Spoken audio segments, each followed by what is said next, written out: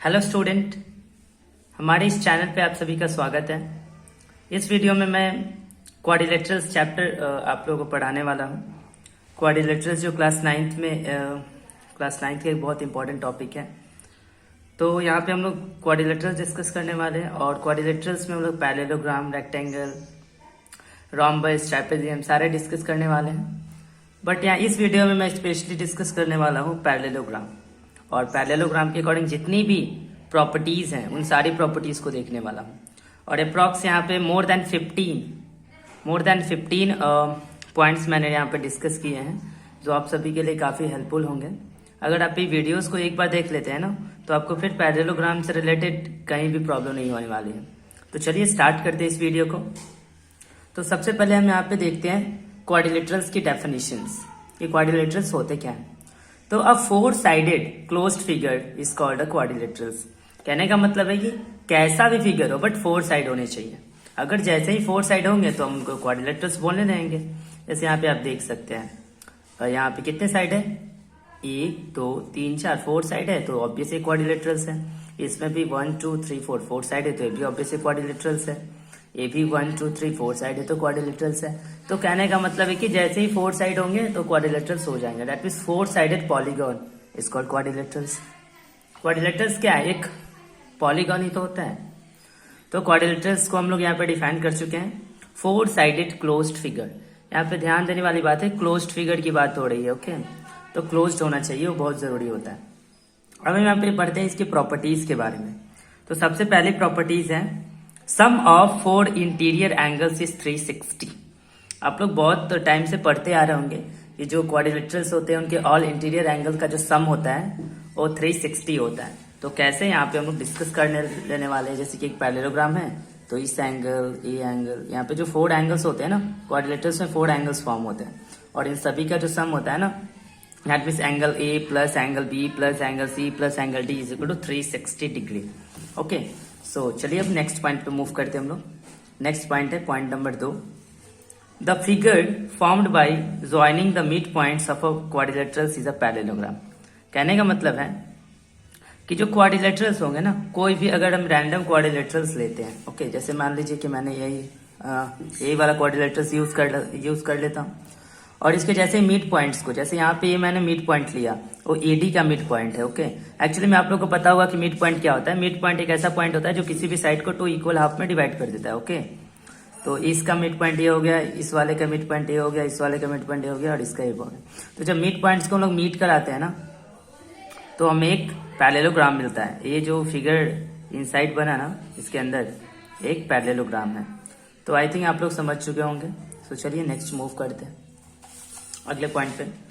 अब अगला पॉइंट है कहने कहीं एरिया से रिलेटेड है कि हम कैसे किसी क्वाड्रिलेटरल्स के एरिया को फाइंड आउट कर सकते हैं जब उसका एक डायगोनल और जो परपेंडिकुलर जो होते हैं ना उनके वर्टाइसेस से गिवन हो। तो देखते हैं point number 3। Area of quadrilaterals is equal to half of the one of the diagonal. कहने का मतलब है कि किसी एक डायगोनल को लेना है, half into one of the diagonal, and sum, ये आपके लिए बहुत इंपॉर्टेंट, इसको समझना पड़ेगा, sum of the perpendicular drawn to the diagonal from the opposite vertices. Actually आप लोग को ये थोड़ा लैंग्वेज बहुत बड़ा है, तो यहाँ पे हम लोग देख लेते हैं। जैसे एक क्वाड्रिलेटरल है ए बी सी डी, यहाँ पे एक डायगोनल है ए सी। ओके, तो दो डायगोनल्स होते हैं पर दोनों में से हम किसी एक का भी यूज कर सकते हैं। तो फॉर्मूला क्या हो जाएगा? Half into one of the diagonal मतलब A C, and perpendicular drawn the diagonal from the vertices. तो देखिए ये अगर हम बात करें ए सी एक डायगोनल हो गया, तो इस ए सी के अपोजिट मतलब जो वर्टाइसेस है डी एंड बी, तो उससे जो परपेंडिकुलर ड्रॉ किया गया है इस डायगोनल्स के ऊपर, उनका हमको सम करके मल्टीप्लाई करना है। ओके, तो half into A C diagonals into sum of the perpendicular drawn from the vertices to the diagonal. Okay, तो डीई प्लस एफ बी। तो यहाँ पे इजीली हम आप लोग समझ रहे होंगे। ओके, तो इसका हमको मल्टीप्लाई करना है half into this and sum of this. Okay, तो आई थिंक आप लोग को समझ में आ गई। आप लोग फॉर्मूला याद रख लीजिएगा। यहाँ पे क्या है? Half into one of the diagonal into sum of the perpendicular drawn to the diagonal from the opposite vertices. Okay, अब चलते हैं, अब हम लोग पढ़ते हैं टाइप्स ऑफ क्वाड्रिलेटरल्स। ओके, यहाँ काफी इंपॉर्टेंट चीज है, टाइप्स ऑफ क्वाड्रिलेटरल्स। तो सबसे पहले हम लोग पढ़ने वाले हैं पैरेललोग्राम, फिर हम लोग पढ़ने वाले हैं rectangle, then rhombus, then square, trapezium and kite. हम लोग सारे डिस्कस करने वाले हैं, बट ये स्पेशली वीडियो में हम लोग सिर्फ और सिर्फ पैरेललोग्राम में डिस्कस करने वाले हैं, बिकॉज इस वीडियो में मैं आप लोग को इतने पॉइंट्स बताने वाला हूँ पैरेललोग्राम की कि उसके लिए मतलब वीडियो काफी लंबा हो सकता है, इसलिए मैंने इस वीडियो में सिर्फ पैरेललोग्राम को ही डिस्कस किया है। तो चलिए स्टार्ट करते हैं पैरेललोग्राम को। तो यहाँ पे मैंने स्टार्ट कर दिया है पैरेललोग्राम। तो देखते हैं पैरेललोग्राम क्या है, उसका डेफिनेशन क्या है। तो a quadrilaterals whose opposite sides are parallel is called parallelogram. Okay, तो पैरेललोग्राम के लिए कंडीशन क्या है? तो पैरेललोग्राम के लिए सिर्फ और सिर्फ एक ही कंडीशन है, अपोजिट साइड्स आर पैरेलल, और कुछ नहीं। सिर्फ अगर अपोजिट साइड्स पैरेलल हो गए ना तो बस उनको बोल ही देना है। क्या बोलना है? पैरेललोग्राम, वो पैरेललोग्राम हो जाएंगे बस। जैसे यहाँ पे देख सकते हैं एक पर्टिकुलर फिगर है, क्वाड्रिलेटरल है ABCD, इसमें जो AD है ना वो BC के पैरेलल है, AB CD के पैरेलल है, एंड AB CD के पैरेलल है और AD BC के पैरेलल है। तो जैसे ही पैरेलल होंगे तो ये पैरेललोग्राम हो जाएंगे। ओके, अब हम लोग पढ़ते हैं पैरेललोग्राम की प्रॉपर्टीज। ओके, तो पैरेललोग्राम की बहुत सारी प्रॉपर्टीज हैं और इन सारे प्रॉपर्टीज के पॉइंट्स को हमको बहुत अच्छे से डिस्कस करना है। तो चलिए फर्स्ट पॉइंट लेते हैं हम यहाँ पे, the opposite sides are parallel and equal. Okay, आप लोग जैसे कि जानते होंगे कि जो पैरेललोग्राम होते हैं इनमें अपोजिट साइड्स इक्वल भी होते हैं और पैरेलल भी होते हैं। तो देख सकते हैं, जैसे यहाँ पे आप देख सकते हैं कि जो AB है वो DC के पैरेलल है और इक्वल भी होते हैं। ये होते हैं पैरेललोग्राम में। पैरेललोग्राम में पैरेलल के साथ साथ इक्वल भी होना जरूरी होता है। आई मीन वो तो पैरेललोग्राम का डेफिनेशन नहीं है, बट डेफिनेशन में तो सिर्फ यही क्राइटेरिया आपको फुलफिल करना रहता है कि opposite sides are parallel, but parallelogram में पैरेलल के साथ साथ इक्वल भी होते हैं। ओके, तो ये आप लोगों को ध्यान देना पड़ेगा। चलते हैं अब सेकंड पॉइंट की ओर। तो सेकंड पॉइंट है opposite angles are equals. So opposite angles भी इक्वल होते हैं। जैसे यहाँ पे बात करते हैं, एंगल B जो होता है एंगल D के इक्वल हो जाएगा। ओके, एंड एंगल A जो होगा एंगल C के इक्वल हो जाएगा, बिकॉज A और चूंकि angle B and angle D एक दूसरे का अपोजिट एंगल है और एंगल B और एंगल C एक दूसरे के एडजेसेंट एंगल है। ओके, तो यहाँ पे एडजेसेंट टर्म आप लोग को समझना पड़ेगा। एडजेसेंट का मतलब होता है बिल्कुल बगल का, ओके, नेबर, और अपोजिट का मतलब थोड़ा अल्टरनेट वे में होता है। अब हम चलते हैं थर्ड पॉइंट की ओर। ओके, आई थिंक आप लोग को सारे पॉइंट्स बहुत अच्छे से क्लियर हो रहे होंगे। थर्ड पॉइंट है sum of any two adjacent angle is 180। अब यहाँ पे कहने का मतलब है कि किसी भी दो एडजेसेंट एंगल का जो सम होता है वो 180 होता है। और अभी हमने आप लोगों को बताया एडजेसेंट एंगल क्या होते हैं। एडजेसेंट एंगल होते हैं बिल्कुल अगल बगल का। तो एंगल B का एडजेसेंट क्या होता है? Angle C। तो ऑब्वियस है दोनों का सम कितना होने वाला है? 180 ही होने वाला है, बिकॉज पॉइंट बोल रहा है। अब हम बात करते हैं एंगल B का एक और एडजेसेंट है एंगल A। तो angle A plus angle B भी 180 होगा। बात करते हैं angle A plus angle D, वो भी 180 होने वाला, बिकॉज दोनों का एडजेसेंट है ना। तो चलिए हम लोगों ने यहाँ पे थर्ड पॉइंट पे डिस्कस कर लिया। अब आते हैं फोर्थ पॉइंट पे। तो फोर्थ पॉइंट क्या है? Diagonals bisect each other. That means ये बहुत इजी है और इसको भी हम लोग को समझना चाहिए कि जो डायगोनल्स होते हैं ना पैरेललोग्राम के डायगोनल्स, वो एक दूसरे को इक्वली बाइसेक्ट करते हैं। ठीक है, मतलब एक दूसरे को इक्वली बाइसेक्ट करते हैं। यहाँ पे समझ लेते हैं हम लोग। यहाँ पे जैसे कि फिगर मैंने पहले से ड्रॉ करके रखा है, ABCD। यहाँ पे एक पैरेललोग्राम है ABCD, इसमें जो AD है वो BC के पैरेलल है और AB जो है CD के पैरेलल है। अब यहाँ पे मैंने दो डायगोनल्स ड्रॉ किए हैं, एक डायगोनल AC एंड एक डायगोनल BC।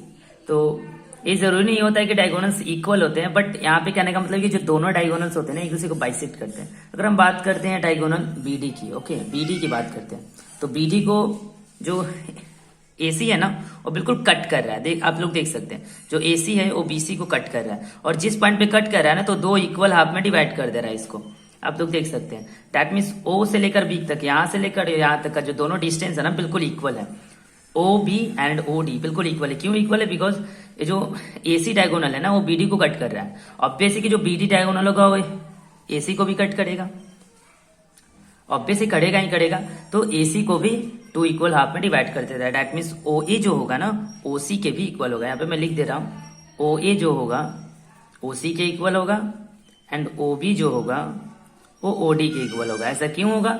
बिकॉज जो पैरेललोग्राम के जो डायगोनल्स होते हैं वो एक दूसरे को इक्वली बाइसेक्ट करते हैं। ओके, यहाँ पे परपेंडिकुलरली मैंने वर्ड नहीं यूज किया बिकॉज पैरेललोग्राम के डायगोनल्स एक दूसरे को परपेंडिकुलरली बाइसेक्ट नहीं करते हैं।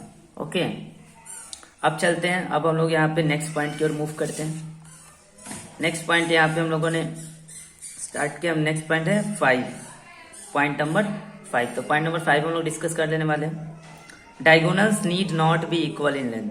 कहने का मतलब है कि जो पैरेललोग्राम होते हैं ना, उनके डायगोनल्स इक्वल हो भी सकते हैं, नहीं भी हो सकते हैं इक्वल। ऐसा क्यों? अब इसको देख लेते हैं हम लोग, बहुत इजीली देखने वाले हैं।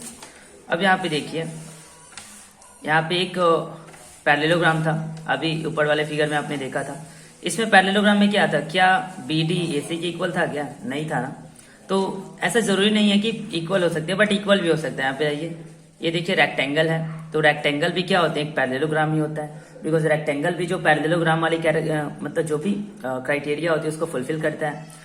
पैरेललोग्राम में भी क्या होता है, सॉरी रेक्टेंगल में क्या होता है? अपोजिट साइड्स पैरेलल होते हैं, तो अपोजिट साइड्स पैरेलल ही तो चाहिए पैरेललोग्राम बनाने के लिए। तो इसमें क्या होता है? इसके डायगोनल्स इक्वल होते हैं। तो यहाँ पे रेक्टेंगल में डायगोनल्स तो इक्वल होते हैं, और रेक्टेंगल एक पैरेललोग्राम है, तो यहाँ पे इसीलिए पॉइंट कहता है कि जो डायगोनल्स होते हैं ना, वो मे भी इक्वल हो सकते हैं और इक्वल नहीं भी हो सकते हैं। इक्वल होने वाली सिचुएशन कौन सी है? एक रेक्टेंगल फॉर्म करेगी, और नहीं इक्वल वाली सिचुएशन क्या फॉर्म करेगी? अब वैसे वो पैरेललोग्राम में रह जाएगी। ओके, तो आई थिंक ये पॉइंट आप लोग को समझ में आया होगा। ओके, तो चलिए नेक्स्ट पॉइंट पे मूव करते हैं। अब हम लोग पढ़ते हैं point number I think 6। Okay, तो यहाँ पे जैसे कि यहाँ पे मैंने डिस्कस किया था, diagonals need not bisect at right angle. अब यहाँ पे देख सकते हैं राइट एंगल। अब यहाँ पे जो पैरेललोग्राम के जो डायगोनल्स होते हैं, एक दूसरे को राइट एंगल पे भी कट कर सकते हैं और नहीं भी कर सकते हैं। ऐसा कैसे? तो चलिए देखते हैं इस पॉइंट को हम लोग। तो अगर हम बात करते हैं राइट एंगल पे कट करने की, राइट एंगल पे कट करने की, तो यहाँ पे मैं एक पैरेललोग्राम ड्रॉ करता हूँ। तो देखिएगा, मैंने यहाँ पे एक पैरेललोग्राम ड्रॉ किया, और अभी आप लोगों ने 2 पॉइंट पढ़े हुए हैं कि जो डायगोनल्स होते हैं ना, वो तो इक्वल नहीं होते हैं पैरेललोग्राम में। ठीक है, यहाँ पे इक्वल नहीं होते, बट रेक्टेंगल के सिचुएशन, रेक्टेंगल के केस में इक्वल हो जाता था। बट यहाँ पे तो हमने बताया था कि परपेंडिकुलरली बाइसेक्ट तो करते हैं, बट परपेंडिकुलरली बाइसेक्ट नहीं करते, बिकॉज यहाँ पे इक्वल नहीं होता है। बट अगर बात करें रोम्बस की बात करें, अगर हम ये रोम्बस मैंने फॉर्म किया, तो जो रोम्बस होता है ना, रोम्बस के तो डायगोनल्स एक दूसरे को परपेंडिकुलरली बाइसेक्ट करते हैं। और एक और बात, जो रोम्बस होता है उसके भी अपोजिट साइड्स पैरेलल होते हैं, तो रोम्बस भी एक पैरेललोग्राम ही होता है। ओके, सो यही सिचुएशन बोल रहा है कि जो पैरेललोग्राम होती है ना, उसके डायगोनल्स परपेंडिकुलरली बाइसेक्ट कर सकते हैं और नहीं भी कर सकते हैं। अगर हम बात करें परपेंडिकुलर बाइसेक्ट करने वाली, तो सिचुएशन आ जाता है रोम्बस का। ओके, बिकॉज रोम्बस भी क्या है? रोम्बस भी एक पैरेललोग्राम ही होता है। ओके, बट पैरेललोग्राम रोम्बस नहीं होता है। आप अगर बात करें रेक्टेंगल पैरेललोग्राम होता है, स्क्वायर भी एक पैरेललोग्राम होता है। ओके, तो रोम्बस भी एक पैरेललोग्राम होता है, बट पैरेललोग्राम रोम्बस नहीं होता है। ये सब एक सिचुएशन होते हैं, सारे के सारे तो पैरेललोग्राम ही होते हैं, बट सारे में कुछ ना कुछ कंडीशन अप्लाई हो जाते हैं। ओके, सो यहाँ पे जब हम सारे डिस्कस करने वाले हैं तो बहुत अच्छे से एक्सप्लेन करने वाले हैं। ओके, आई थिंक ये आप लोगों को समझ में आया होगा कि जो पैरेललोग्राम के डायगोनल्स होते हैं वो एक दूसरे को परपेंडिकुलर बाइसेक्ट कर सकते हैं, और ऐसे जरूरी भी नहीं है कि करेंगे, नहीं भी कर सकते हैं। ओके, तो आपने इस पॉइंट को बहुत अच्छे से देखा। अब हम लोग पढ़ने वाले हैं point number 8। Okay, point number 8, sorry point number 7 नहीं डिस्कस किया हम लोगों ने। Diagonals need not bisect angle at the vertices angle. तो ये भी बोल रहा है कि जो एंगल्स होते हैं ना, अब डायगोनल्स होंगे तो जो वर्टाइसिस पे एंगल फॉर्म होगा उसको तो डिवाइड करेंगे ही करेंगे। जैसे यहाँ पे देखिए, यहाँ पे एंगल ए फॉर्म हो गया, तो ऐसे जरूरी नहीं है कि जो एंगल होगा इक्वली बाइसेक्ट हो जाए, हो भी सकता है, नहीं भी हो सकते हैं। ओके, तो यही बोल रहा है। अब रेक्टेंगल की सिचुएशन में बात करें तो दोनों बिल्कुल 45-45 इक्वल बाइसेक्ट हो जाते हैं। ओके, तो आई थिंक आप लोगों को क्वेश्चन समझ में आया होगा, सॉरी पॉइंट समझ में आया होगा। अब हम लोग देखते हैं पॉइंट नंबर 9। बहुत सारे पॉइंट्स है, तो हम लोगों ने आधे पॉइंट्स कवर कर लिए हैं, अब आधे और बचे हैं। सो मैंने पॉइंट नंबर 9, ये पॉइंट मैंने आप लोग को डिस्कस किया था, तो इसको इसीलिए हम लोग एक बार क्विक रिव्यू करके इसको खत्म करते हैं। Lines joining the mid points of the adjacent sides of a quadrilaterals form a parallelogram. यहाँ पे मैंने ये पॉइंट डिस्कस किया था, जैसे कि एक मैंने कोई भी क्वाड्रिलेटरल ले लिया, कैसा भी क्वाड्रिलेटरल हो चलेगा। यहाँ पे मैंने क्वाड्रिलेटरल ले लिया, और क्वाड्रिलेटरल्स के मिड पॉइंट को मैंने क्या किया? ज्वाइन किया, मतलब ज्वाइन किया जो एडजेसेंट साइड के मिड पॉइंट को। तो यहाँ पे जैसे ही मैंने मिड पॉइंट को फॉर्म किया, तो ये मेरा क्या बन गया? अगर मैं बात करता हूँ पी क्यू आर एस की, तो पी क्यू आर एस जो क्वाड्रिलेटरल हो गया एक पैरेललोग्राम होता है। ओके, ए साइड इसके पैरेलल होते हैं, ए साइड इसके पैरेलल होते हैं। ओके, सो एक पैरेललोग्राम फॉर्म हो जाता है। सेम यही सिचुएशन है, सेम यही पॉइंट नंबर 10 भी बोलता है lines joining the mid points of adjacent sides of a parallelogram. देखो यहाँ पे मैंने ऊपर वाले पॉइंट में क्वाड्रिलेटरल था, मतलब अगर क्वाड्रिलेटरल्स के मिड पॉइंट को भी मिलाएंगे तो भी पैरेललोग्राम बनेगा, और एक पैरेललोग्राम के मिड पॉइंट्स को भी मीट कराएंगे तो भी एक पैरेललोग्राम भी बनने वाला है। ओके, जैसे यहाँ पे देख लेते हैं हम, एक ये पैरेललोग्राम है और इसके मिड पॉइंट्स को भी अगर हम मीट कराएंगे तो एक हमें पैरेललोग्राम ही मिलने वाला है। ओके, तो आई थिंक आप लोग को समझ में आया होगा। अब चलिए देखते हैं ये 11 क्या कहता है। पॉइंट आप लोगों को मैंने बताया था, the parallelogram that is inscribed in a circle is a rectangle. कहने का मतलब है कि अगर कोई पैरेललोग्राम किसी सर्कल के अंदर इंस्क्राइब्ड है ना, तो ऑब्वियस है कि वो एक रेक्टेंगल ही होने वाला है। जैसे देखिए आप लोग यहाँ पे एक ऑब्वियस रेक्टेंगल एक पैरेललोग्राम होता है, आप सभी जानते हैं। तो वैसा पैरेललोग्राम जो किसी सर्कल के अंदर इंस्क्राइब्ड होता है तो वो कहने के वो रेक्टेंगल ही होता है। क्या होता है? रेक्टेंगल ही होता है, बिकॉज वो पैरेललोग्राम बिकॉज रेक्टेंगल पैरेललोग्राम ही होता है, स्पेशल केस होता है। अगर पैरेललोग्राम के सारे एंगल्स को 90 कर दिया जाए ना तो ऑब्वियस वो रेक्टेंगल ही फॉर्म होने वाला है। ओके, तो एक स्पेशल यहाँ पे सिचुएशन आता है। तो क्या था 11 number point, the parallelogram that is inscribed in a circle is a rectangle. Okay, तो आई थिंक आप लोग को 11 पॉइंट तक सारे अच्छे से समझ में आए होंगे, आप लोग को एक भी पॉइंट में डाउट नहीं होगा, मैं ऐसा आशा करता हूँ। ओके, तो अब हम लोग करते हैं नेक्स्ट पॉइंट पे चलते हैं। ओके, सो नेक्स्ट पॉइंट यहाँ पे हम डिस्कस करने वाले हैं पॉइंट नंबर 12। पॉइंट नंबर 12 क्या है आप लोग बहुत जानते होंगे। Okay, area of parallelogram. तो एरिया ऑफ पैरेललोग्राम क्या होता है? बेस इंटू हाइट होता है, नॉर्मली बेस इंटू हाइट होता है। तो ऐसा हम लोग यहाँ पे देख लेते हैं। ओके, बेस इंटू हाइट होता है, जैसे यहाँ पे देखिए ABCD। ओके, तो ABCD में जो BC है इज बेस है एंड ए हाइट है, तो बेस इंटू हाइट करने से हमको इजीली एरिया मिल जाता है। ओके, सो अब हम देखते हैं पॉइंट नंबर 13। तो पॉइंट नंबर 13 भी कहने का एरिया से रिलेटेड है, बट वो स्पेशल केस आता है कि इसमें एरिया कैसे निकाला जा सकता है। तो उसको एरिया को निकालने के लिए सबसे पहले यहाँ पे हम लोग एक पैरेललोग्राम में ड्रॉ करते हैं। तो यहाँ पे मैंने एक पैरेललोग्राम ड्रॉ किया और मैं पहले आपको इसके के थ्रू बता देता हूँ। ओके, फिर आप लोगों को फॉर्मूला पे ले जाऊंगा। जैसे आप लोगों को पता है ना कि ए साइड और ये एडजेसेंट साइड्स होते हैं, और ये एडजेसेंट साइड्स के बीच का जो इंक्लूडेड एंगल होता है। तो कहने का ये मतलब है कि product of the two adjacent side. क्या कहने का मतलब, एक और तरीके से हम पैरेललोग्राम के एरिया को निकाल सकते हैं, product of the two adjacent sides and sine of the included angle. Sine of the include, मान लीजिए थीटा है तो sine theta, that means BC into CD into sine of the included angle sine theta. So simple, so बहुत simple था इसको निकालना। सो यहाँ पे हम लोग देख लेते हैं क्या था।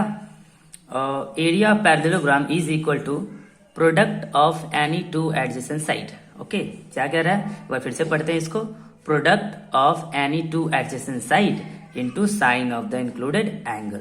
ओके, सो यहाँ पे मैंने आप लोग को बता ही दिया, BC इंटू CD और साइन इंक्लूडेड एंगल होना चाहिए, जो जितना एंगल फॉर्म कर रहा है उसका साइन ऑफ द एंगल। अब ये साइन थीटा क्या होते हैं, कॉस थीटा क्या होते हैं, सारे के सारे कहने के ट्रिगोनोमेट्रिकल फंक्शंस हैं जो क्लास 10th में पढ़ने होते हैं, क्लास 10th के सिलेबस में है। बट आप लोग को ऐसा नहीं, तो हम इसके बारे में थोड़ा सा यहाँ पे बता देना चाहते हैं। जो साइन थीटा होता है ना, वो एक राइट एंगल ट्राइंगल से की प्रॉपर्टीज होती है, स्पेशल आइडेंटिटीज होती हैं।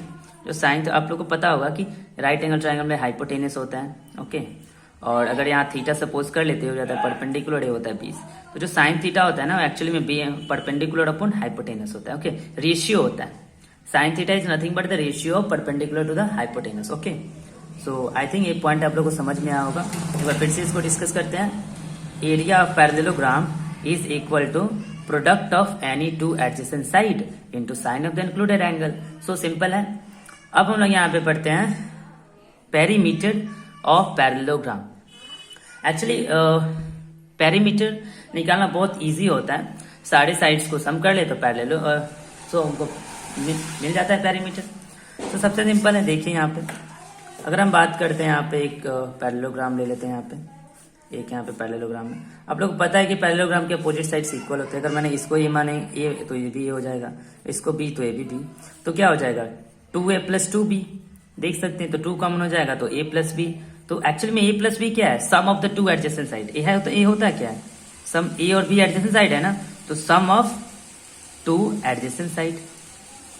Okay, sum of two adjacent side और 2 से मल्टीप्लाई है, तो सिंपल सा है, इसका फॉर्मूला क्या बनता है, 2 into sum of the two adjacent side. Simple, आप लोग को आई थिंक ये बहुत अच्छे समझ में होगा। सिंपल सा कुछ नहीं करना है, sum of two adjacent side into 2 कर देना है, आ जाता है पेरीमीटर ऑफ पैरेललोग्राम। अब हम लोग मूव करते हैं पॉइंट नंबर 15 बहुत इंपॉर्टेंट है, आप लोग को बहुत अच्छे से समझाने वाला हूं मैं ये पॉइंट। सो चलिए देखते हैं इस पॉइंट को। Parallelogram that lie on the same base, that lie on the same base, ये पॉइंट आप लोग ध्यान दीजिएगा, same base and same parallel lines. अगर दो पैरेललोग्राम्स हो और दोनों सेम बेस और दोनों सेम पैरेलल लाइंस के बीच में फॉर्म हुआ होगा ना, तो दोनों का एरिया क्या होगा, इक्वल होगा। आई थिंक चलिए इस पॉइंट को मैं आप लोगों को क्लियर करता हूँ। देख लेते हैं यहाँ पे, जैसे यहाँ पे मैंने एक बेस लिया। ओके, मैं यहाँ पे 2 पैरेललोग्राम फॉर्म करने वाला हूँ, 2 पैरेललोग्राम यहाँ पे मैं फॉर्म करने वाला हूँ। एक ये हो गया और एक पैरेललोग्राम मैं यहाँ पे ऐसे फॉर्म कर ले रहा हूँ। तो लोग इजीली देख सकते हैं यहाँ पे 2 पैरेललोग्राम फॉर्म हो गया, A B C D and यहाँ पे इसको ई एफ मान लेते हैं। तो आप लोग देखिएगा एक पैरेललोग्राम ये हो गया, इसको मैं डार्क कर देता हूँ ताकि आप लोगों को क्लियर, आप लोग इसको अच्छे से विजुअलाइज कर पाए। आप लोग देख सकते हैं, अच्छे से विजुअलाइज कर सकते हैं। 2 पैरेललोग्राम है, ओके, और दोनों का कहीं ना कहीं बेस सेम है। आप यहाँ पे देख सकते हैं, एक पैरेललोग्राम यहाँ पे हो गया और दूसरा पैरेललोग्राम को मैं ऐसे कर देता हूँ ताकि आप लोग को अच्छे से क्लियर विजुअलाइज हो। तो अब आप लोगों को बहुत अच्छे से पॉइंट समझ में आने वाला है। ओके, और बेस तो यही है ना, तो आप लोग देख सकते हैं कि जो बीसी बेस है ना, ये दोनों में आ रहा है, ए बी सी डी में भी बीसी आ रहा है, यानी दोनों का तो बेस सेम है, ये बेस हो गया, कॉमन बेस हो गया। ओके, और बात है पैरेललोग्राम की, तो सॉरी पैरेलल लाइंस, तो दोनों सेम ही पैरेलल लाइंस के बीच में, देखो 2 ही पैरेलल लाइंस है दोनों। तो डैट मीन्स कहने का मतलब है कि यहाँ पे जो area of A B C D हो जाएगा ना, वो is equal to area of parallelogram क्या है, ई बी सी एफ हो जाएगा। ओके, तो आई थिंक ये पॉइंट आप लोगों को काफी अच्छे समझ में, कहने का मतलब है कि 2 पैरेललोग्राम फॉर्म हो रहे हैं, दोनों का बेस एक ही है, दोनों सेम पैरेलल लाइंस के बीच में, तो दोनों का एरिया इक्वल ही होने वाला है। ओके, तो आई थिंक ये पॉइंट आप लोगों को बहुत अच्छे समझ में आया होगा।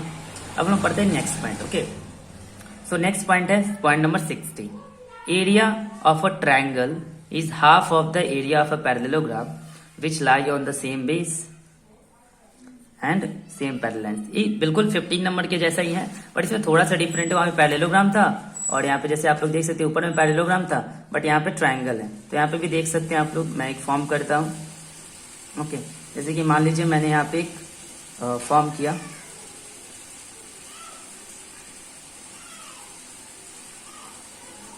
यहाँ पे जैसे आप देख सकते हैं, यहाँ पे 2 ट्रायंगल हैं, एक ट्रायंगल ए है और हमेशा की तरह मैं इसको डार्क लाइन से कर देता हूँ ताकि आप लोग को अच्छे से समझ में आए, इसको अच्छे से आप लोग विजुअलाइज कर पाओ। एक ट्रायंगल को डार्क से कर देता हूँ, ये हो गया एक डार्क से, और दूसरे को मैं ऐसे ऐसे कर देता हूँ स्प्रिंग शेप। ओके, तो आप लोग को अच्छे से क्लियर देख रहे होंगे और आप लोग इजीली देख रहे होंगे ना कि एक हो गया ए बी सी और एक हो गया बी सी डी हो गया। तो यहाँ पे 2 ट्रायंगल है, एक ट्रायंगल ए है और एक ट्रायंगल ए है, और दोनों का कहीं ना कहीं बेस तो सेम है बी सी, और दोनों सेम पैरेलल लाइंस के बीच में बने हैं, तो दोनों का भी एरिया क्या हो जाता है, area of A B C is equal to area of B C D. Okay, तो आई थिंक आप लोग को बहुत अच्छे से समझ में आएगा, क्लियर समझ में आएगा। यहाँ पे मैं आप लोग को एक एक पॉइंट समझा रहा हूँ, और वैसे नहीं यहाँ पे बहुत पॉइंट, आप लोगों ने इतने पॉइंट्स तो पैरेललोग्राम में कहीं देखे नहीं होंगे। आई थिंक यहाँ पे बहुत सारे के सारे पॉइंट्स यहाँ पे मैं डिस्कस कर, ये दोनों थे ना, ये दोनों थ्योरम है, इसको मैं आगे चल के प्रूफ भी करने वाला हूँ। एक पूरा मेरा वीडियो आने वाला है, वो भी डेरिवेशन पे बेस्ड होगा। ओके, तो 15 एंड 16 अपने आप में एक थ्योरम है। अब हम पढ़ते हैं पॉइंट नंबर 17, ये मेरा लास्ट पॉइंट है। तो पॉइंट नंबर 17 है, a parallelogram is a rectangle of its diagonals are equal. ये तो मैं आप लोगों को बता चुका हूँ कि अगर किसी पैरेललोग्राम की अगर डायगोनल्स को इक्वल कर दिया जाए, यहाँ पे जैसे कि चलिए मैं आप लोग को यहाँ बताता हूँ, ये पैरेललोग्राम है। ओके, तो पैरेललोग्राम में कहने का मतलब है इसके डायगोनल्स तो इक्वल होते नहीं है, पैरेललोग्राम का सिचुएशन है तो डायगोनल इक्वल नहीं होते, लेकिन अगर डायगोनल्स को इक्वल कर दिया जाए ना तो एक रेक्टेंगल फॉर्म हो जाता है। ओके, रेक्टेंगल्स के डायगोनल्स तो इक्वल होते हैं, देख रहे हैं ना, और रेक्टेंगल्स भी तो एक पैरेललोग्राम ही होता है। सो अगर पैरेललोग्राम्स के डायगोनल्स को इक्वल कर दिया जाए तो एक रेक्टेंगल फॉर्म हो जाता है। आई थिंक सारे पॉइंट्स आप लोगों को क्लियर होंगे। अगर एक भी पॉइंट्स में आप लोग को डाउट्स हैं तो बेशक आप लोग कमेंट कर सकते हैं और अपने डाउट्स को क्लियर कर सकते हैं। आई होप आप लोगों को ये वीडियो बहुत अच्छा लगा होगा। अगर अच्छा लगा है तो प्लीज़ मेरे इस चैनल को ज़्यादा से ज़्यादा शेयर कीजिएगा, इस वीडियो को ज़्यादा से ज़्यादा शेयर कीजिएगा ताकि ज़्यादा से ज़्यादा स्टूडेंट इस चैनल के साथ जुड़ सकें। और यहाँ पे आने के बाद मैं गारंटी देता हूँ कि कोई भी स्टूडेंट बिना सीखे हुए नहीं जा सकता। ओके, सबको बहुत अच्छे से समझ में आने वाले हैं। So thank you so much for watching this video.